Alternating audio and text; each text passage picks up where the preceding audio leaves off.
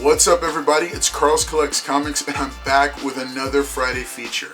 I'm very excited because this is part one of a four-part series of videos called Comic Collecting for Beginners. This is part one, how to start collecting comic books. And I can't wait to get started and share these 4 steps with you. So stay tuned.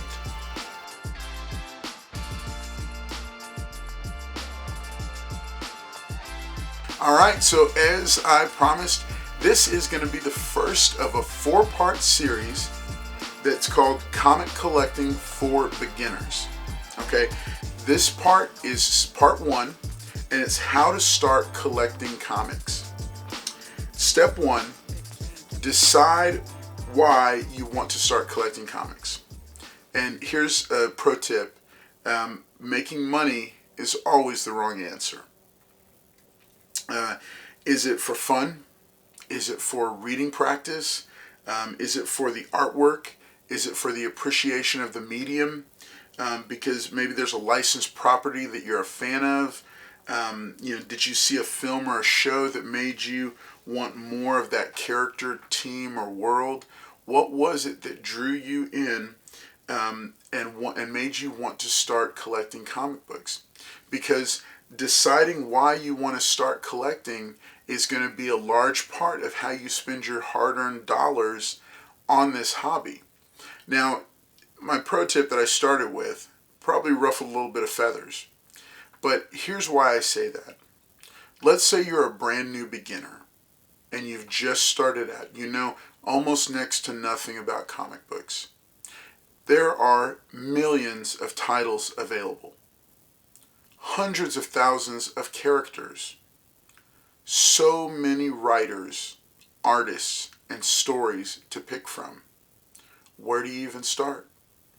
If you say, well, I'm going to try to pick books that will be worth money, chances are you're not going to make the right picks if you're a beginner coming to the hobby. Now, for those who've been in the hobby for a while, I'm not talking to you with that piece of advice. You already should know at this point what you're doing. You should have an idea. This is for the brand new beginner, or maybe the parent of the beginner, for the family member of the beginner who says, me or my loved one want to get started collecting comic books. But where do we even go with that? Well, this is why step 1 is to decide why you want to start collecting comic books, or why your loved one wants to start collecting comic books. Because that's going to drive the direction that you go in and your starting point. And it'll expand from there. It always does, because you'll find new characters, new teams, you'll hear about new things. As you get to know the hobby more, you're going to find places where additional purchases to make, but where you start making that decision is the first key step. Now, step number 2 is to explore characters and genres. All right. Now, what is a character? Well, a character is a focal figure within the comic book. Maybe it's Batman. Maybe it's Boba Fett. Maybe it's My Little Pony. Maybe it's the Teenage Mutant Ninja Turtles. All of those characters have lots of comics history and lots of books that have been written about them. Maybe you watched Stranger Things and you decided you want to see if there's a comic book. Guess what? There is. Maybe you've watched Cobra Kai and you want to see if there's a comic book for that. Yep, there certainly is. So, by exploring characters and genres and asking yourself questions like, do I like superheroes? Do I like horror? Do I like a good scary story that's really going to creep me out? There's tons of good horror comics out there. Science fiction. Things like Lost in Space or Star Trek, even Star Wars, 80s cartoon characters. Like I'm a fan of Darkwing Duck and Tailspin, all the Disney Afternoon cartoon characters from the early 90s, the late 80s, early 90s. There's comic books for all those. I'll give you this example real quick. My son, who's 17, his world is usually about one of 2 things, either girls or cars or both. All right, but a couple of years ago, he started going with me to comic shops and to conventions, and he found that he enjoyed some of the really strong indie titles. These are titles like Stillwater, We Live, Tokyo Ghost, and or Homesick Pilots, and many others.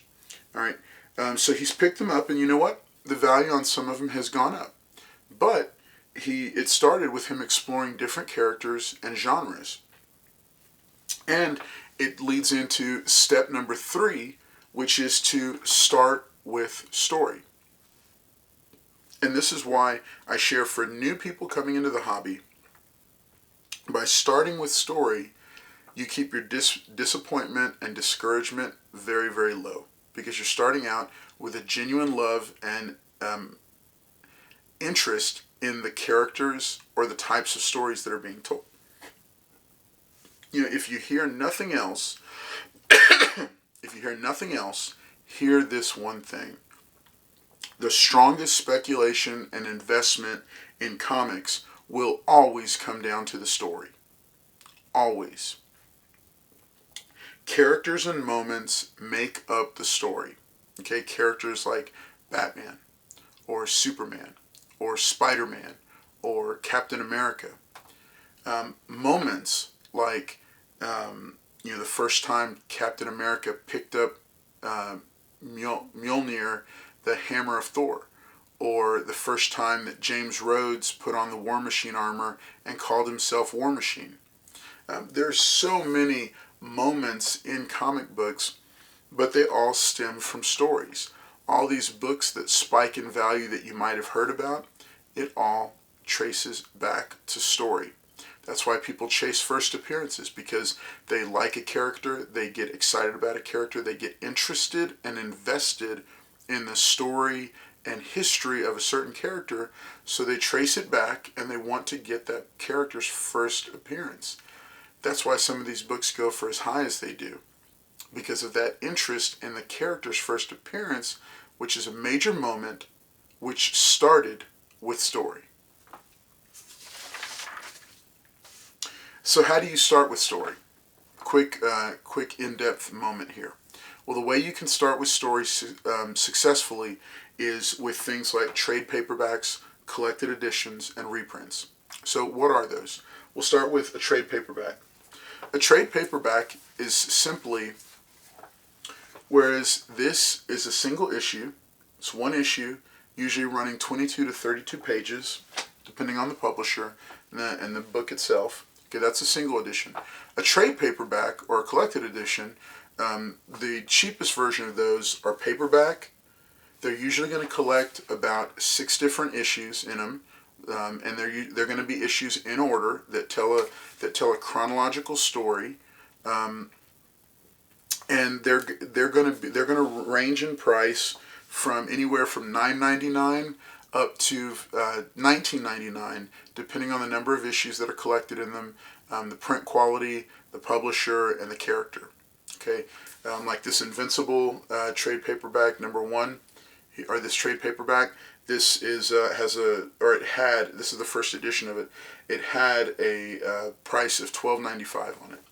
All right, this New Avengers, when this came out, this had a $14.99 price tag on it. Now, for trade paperbacks, I highly recommend those as a great starting point because it allows you to start with the story. Generally, for a trade paperback, you can get a full story arc that gives you a really good idea of that writer's take on that character, and it will allow you to decide, hey, do I want to keep going with it, or I don't know if I like this that much. I've got the story, but you've only got some, a maximum of $20 into it. Now, here's a cost-saving tips when it comes to trade paperbacks. They don't always have the selection, but a place like Half Price Books, you can get these books that started out prices at $12.95 and $14.99 for, yep, you guessed it, half the price. So try out Half Price Books. If you're a brand new collector starting out, every Half Price Books that's near you, or Amazon I'll get to the digital in a minute. But like, say if you want a physical copy, Half Price Books will have a section of comic books, and they're not always going to have all of them, like 1, 2, 3, 4, 5 each of those collected editions, but they will have at least one number one for for popular characters that you're looking for. This allows you to pick it up for half the price, like $7.50, take it home, read it, enjoy it, and then make a decision. Do you want to go further with that character or team or title, or do you want to try something else? So it's a great place to start. Another way is if you have an Amazon Kindle or an iPad, the Comixology, the digital reprinter for all these comic books, has partnered with Amazon, so you can get Kindle editions, digital editions of these collected editions or of these trade paperbacks for generally around $9.99. Now, if you get on the mailing list, you can also get a lot cheaper. Sometimes they're as low as $1.99 for what would normally be a $10 trade digital trade paperback.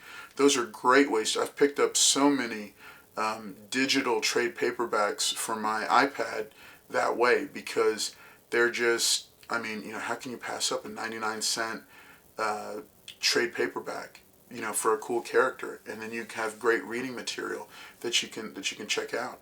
So trade paperbacks and collected editions is one way. Okay, another way is by going into higher end collected editions, which are called omnibuses. One version of those, I don't know technically if it's a version of it, but one version of those would be like the Absolute editions that are put out by DC Comics. This is the Watchmen Absolute Edition, which I picked up because I love the story, I love the characters. It was 12 issues originally. I had the 12 issues but decided to go ahead and sell them off, and I have this now Absolute Edition, which retailed for $125, and I did buy it when it was brand new, but it has superior print quality, superior page quality, superior color reproduction that's even nicer to look at than the original prints themselves. Third one that I'll point out is reprints. There are facsimiles, there are dollar comics from DC, True Believers editions from Marvel. These are generally $1 to $3.99 reprints of the original material, just represented for today. So, the quality is in some cases going to be better than the original, but they're definitely, the value is definitely not going to be anywhere near. So like a reprint of X-Men #1 would sell, I think, for between $10 and $20 now, that one. But an X-Men #1 in incredibly low grade is still going to be, $5,000 or $6,000. So you're not going to go right out. If you're a beginning collector, you're not going to go right out and get just that. There's two channels that I wanted to shout out that do reviews of collected editions. I'll be starting some reviews for collected editions and for individual titles within the next couple months. But for now, you can check out Beta Ray Jim. I'll drop his link right here as a graphic. He reviews omnibuses, which are higher end, generally $75 and up collected editions. They're very nice. They're generally always hardcover. Beautiful books to add to your collection. He collects those, but I don't know that I would recommend those for a beginner collector. Okay, the other channel that I want to shout out is the Comic Book Report. Now what he does is he reviews current trade paperbacks. He picks and chooses, reviews trade paperbacks so you get an idea of what to read. He'll generally review a standard trade paperback, and this will get you an idea. This will give you an idea of what some of the stories are. YouTube videos are another resource that you can use to find out a little bit more about story and character, so you know what you want to do to start. But here's what I want to encourage you to do. Don't just watch YouTube videos about the characters, because if you really want to get into the hobby, if you really want to become a true fan of the medium, you're going to have to do some reading, not just watching. And reading is a little bit more mentally strenuous than just watching. And that's the beauty of reading and of the comic book medium, why I'm such a big fan, because reading forces us to engage with the material in a different way than if we're just passively watching it. When you're reading, you're actively involved, But when you're just watching, it's a very passive way to interact with the material. So if you want to get the most out of some of these characters and stories that I'm talking about, reading is going to be the way that you're going to do it through the comic book, through the comic books themselves. Now, whether you do that digitally or whether you do that physically with a physical book in your hand, that's completely up to you. But I want to encourage you to get started reading. Even if you're just a speculator or an investor, it's still a great way to enjoy the medium and to appreciate the purchase that you're going to make. Now, step 4 is to enjoy watching your collection grow. Because here's the thing, your collection is going to organically begin growing both in focus and in value as you get deeper into it. Now, I'll tell you a personal story. In 2018, when the Black Panther movie came out, I was incredibly impressed by it. Everything about that film was pitch perfect. The marketing campaign, the film itself, all the surrounding materials, fantastic. And it was all around, built around a solid lead in Chadwick Boseman, who, his death just greatly impacted me because I just thought he was such a perfect pick for that character, and he did so well with it. Such a loss to the film community. But what that did in me was it spurred in me a desire to see what Hispanic characters are out there. Because I saw a lot of my friends, a lot of my black friends, were so excited about that film and got to experience it and see it. And it was such high quality and it was such a big cultural event. And then I remember coming away from that saying, I'm curious about Hispanic superheroes. And I want to see Hispanic superheroes on the big screen. And now, flash forward a few years later, I'm very excited to see things like, 2 different Zorro series coming, the Blue Beetles series coming, hopefully the Robbie Reyes Ghost Rider coming back. I think Namor is, we'll get into that later, but I think Namor the Submariner is going to be portrayed by a Hispanic actor, and he's going to have roots back in the Mayan culture. So that all very exciting stuff. But in 2018, I said that because I was already in the hobby, I was already connected. So when I saw a film, it spun me in a direction that today has now grown my collection into an entire wing that I call the Hispanic Superheroes collection. And that's an entire wing of my total personal collection. It has everything from the first original Golden Age appearance of Zorro all the way up to the first appearance of Miles Morales in a CGC 9.8. It's got characters like Blue Beetle, back to lesser known characters like El Gato Negro, even all the way up to this week at the recording of this video to see the release of Primos #1 by Al Madrigal, which is a fantastic book.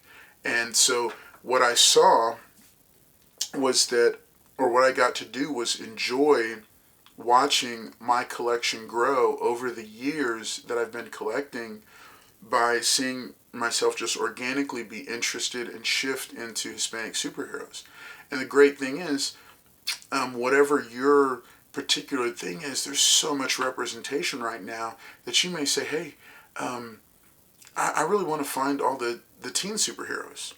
Or I really want to find all the strong female superheroes that are, in a certain age bracket. Or I want to find all the black superheroes from a certain time period, or so on and so forth. Or you might say, well, I just want to find, I'm a huge animal lover, so I want to find all the stories that have to do with animals and pets. And then you get to get connected with wonderful titles like Stray Dogs, or Pride of Baghdad, or the recent Animal Castle, or We 3, which is a fantastic classic. Whatever your passions are, whatever you connect to in your day-to-day life, there's going to be comic book equivalents that you can get into. And that's what I mean when I say to enjoy watching your collection grow, because your collection is going to follow along with your personality and your passions and your interests, and just your makeup as a person, and you'll get to see that grow and develop over time, and that's how your the value of your collection is going to grow. You know, just like mine has, because I've picked up books because I was interested in the characters, and they've ended up becoming very big books. Like when I bought my copy of Ultimate Fallout #4, the first appearance of Miles Morales, I bought it for $25. And I thought that was a lot of money to spend at that time.